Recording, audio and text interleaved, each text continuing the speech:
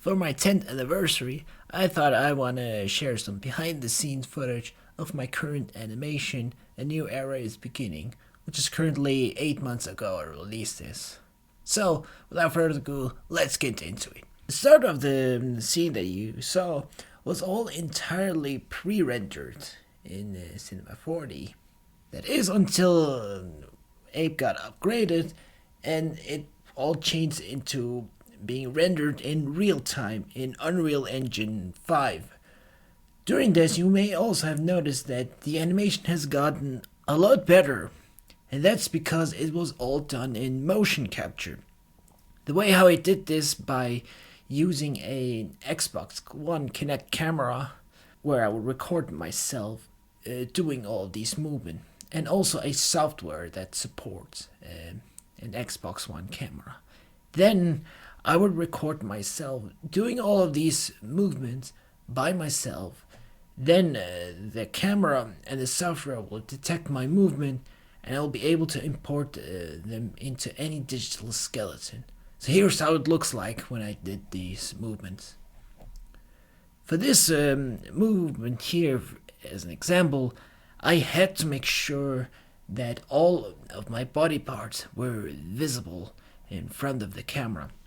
Because doing motion capture in that way was strictly limited for me, because the camera could only see me in one direction, which meant that I could not be able to turn myself around, or else the whole animation will get completely messed up.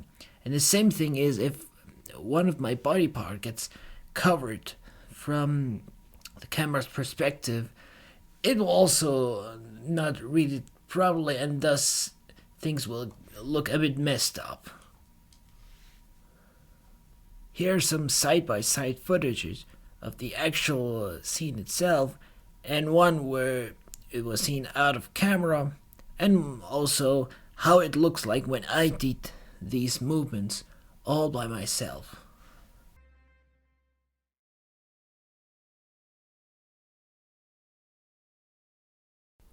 Whoa, I look so much better and taller, just like you. And look, I even got my little fez on. Isn't that amazing? Yeah. You know what could have been better? What? If I had my newest design, it would have looked a lot more cooler.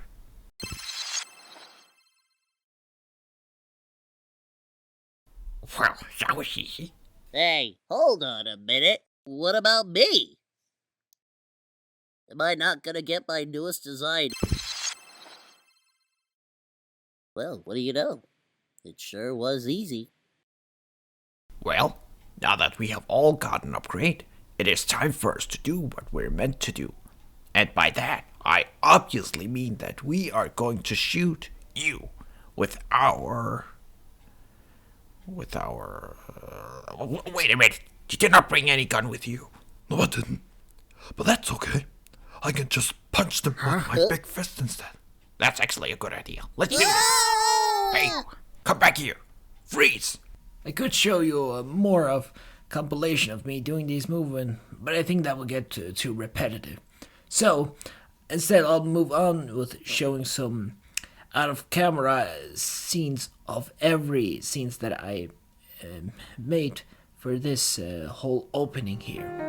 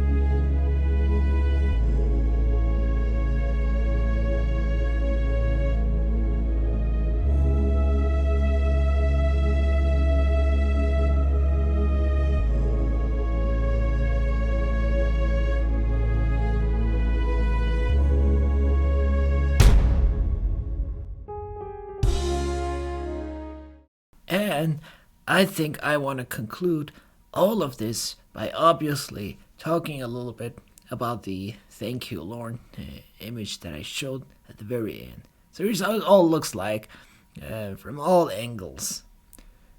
When making this image here, I used all of these models that I made for this animation, but there were also some characters that never showed up at all, such as the Greeter, the Fleecher, the Rat, and the Scrapenia, as these were made exclusively for this image here.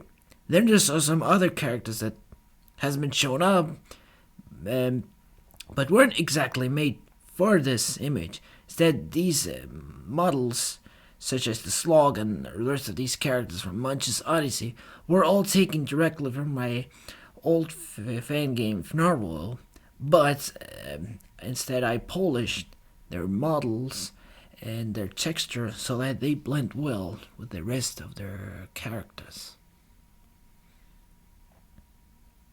And I also want to talk about the process of creating that Lorne model, because Lorne was one of the trickiest one to work on, despite not spending that many days on him. The way how I even did this is by using Hyperhuman and MetaHuman.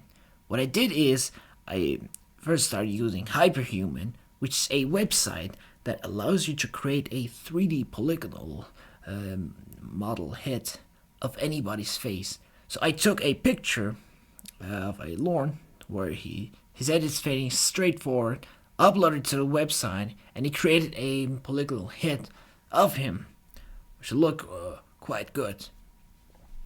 After a confusing process, I uploaded that model to MetaHuman so that I could include hair, facial hair, and give the right color of all of that. This was here where I noticed that it was going to be very tricky, because I realized that MetaHuman's tools were strictly limited, as there were not that much customization to make. So when I created the model further, I noticed that doesn't even look like him at all. And I think you can agree with me when you see that model right now.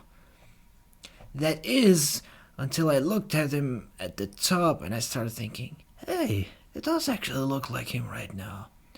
I realized that if you look at this model at certain angle, it begins to actually look like him.